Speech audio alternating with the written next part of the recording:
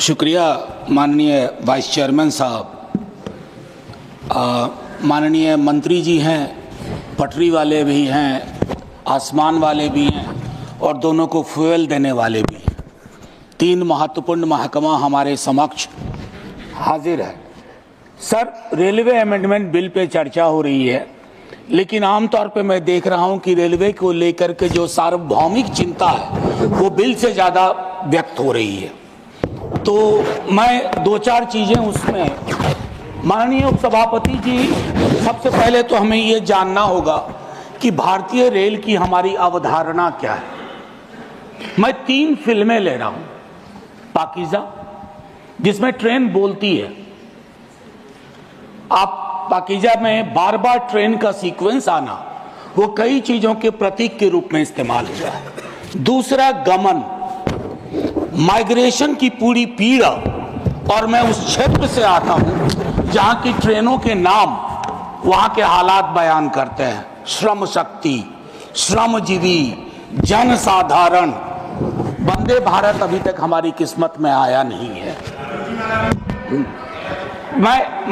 मैं कुछ बातें, माननीय उपसभापति महोदय, और एक फिल्म है कुली, उसके भी क्या निहितार्थ थे हम सब वाकिफ हैं।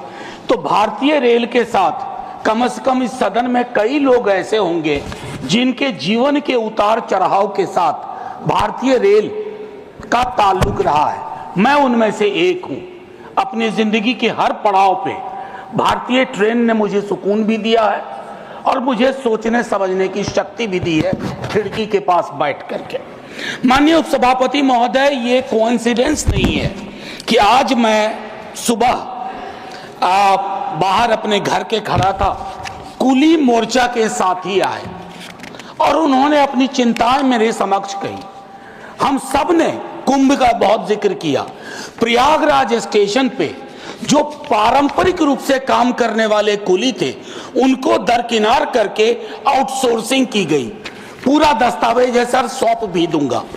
कुलियों को लेकर के मेरे पास इसलिए भी संभवतः आए होंगे क्योंकि लालू जी के कार्यकाल में कुली वर्ग को जो सुविधाएं दी गई वो महत्वपूर्ण है, याद करना।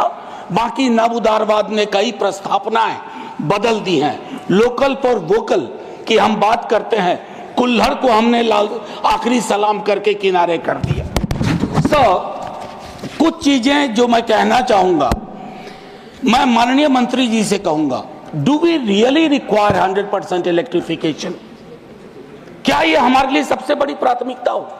उस रूट पे भी इलेक्ट्रिफिकेशन जहां दिन में सिर्फ एक गाड़ी चलती है यहां से वहां, और मढ़ौरा में जो डीजल इंजन बन रहा है जिसकी कोडल लाइफ 30 ईयर्स है, उसका क्या होगा? अभी भी मढ़ौरा में निर्माण हो रहा है।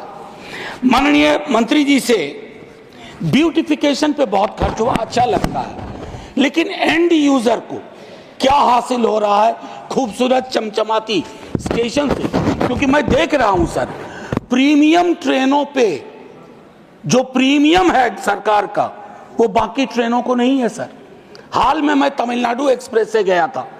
माननीय मंत्री जी से मैंने एक दिन लाइटर वेन में आग्रह किया था कि आप अपना प्रशासनिक अमला लेके विजिट मत करो, वेश बदल करके उन ट्रेनों में जाइए। श्रमजीवी, श्रम शक्ति, टीएन एक्सप्रेस, कोई आपको पहचाने नहीं कि आप अश्वनी वैष्णव है, तो आपको फर्क पता चलेगा। माननीय मंत्री जी, IRMS बनाया, लेकिन उसमें 8 सर्विस और जोड़ दी। क्या हासिल हुआ भाई? पुनर्विचार करिए, कुछ फैसले अगर बदलने पड़े। अब इसमें 8 नई सेवाएं हैं। 4 वर्षों से चल रहे सर्विस निगोशिएशन का कुछ हासिलात नहीं हुआ। मेरा मानना है कि पहले का जो रेलवे का था कि 5 बोर्ड मेंबर्स बोर्ड में जो अपना अपना डोमेन नॉलेज लेके आए, उनको उसको बहाल किया जाए। मैनुअल कपलिंग अभी भी क्यों हो रही है कोचेज एंड वैगन्स में, जिससे मौत की आशंकाएं रहती हैं? क्या हम इस परिपाटी को खत्म नहीं कर सकते? हम तो खैर क्या कहूं, शिकायत भी नहीं कर सकता।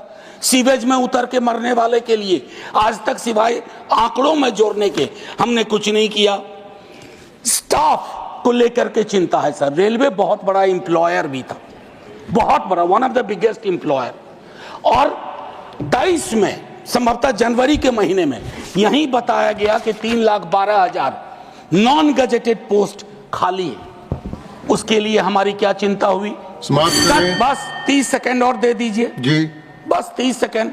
भारतीय रेल के भविष्य का सवाल है, हमारा भी भविष्य जुड़ा हुआ है।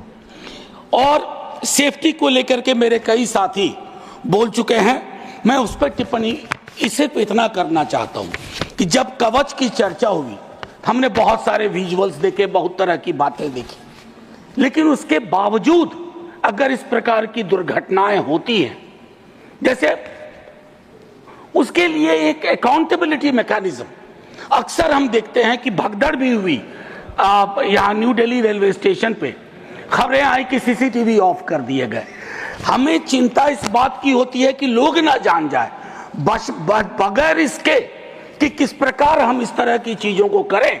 अंत में आखिर मैं आपसे आग्रह करूंगा, सर, भारतीय रेल इस देश के मन में रची बसी हुई है, उसको इतना आसमानी ना बना दिया जाए कि हमें अपने हाथ से दूर जाती दिखे।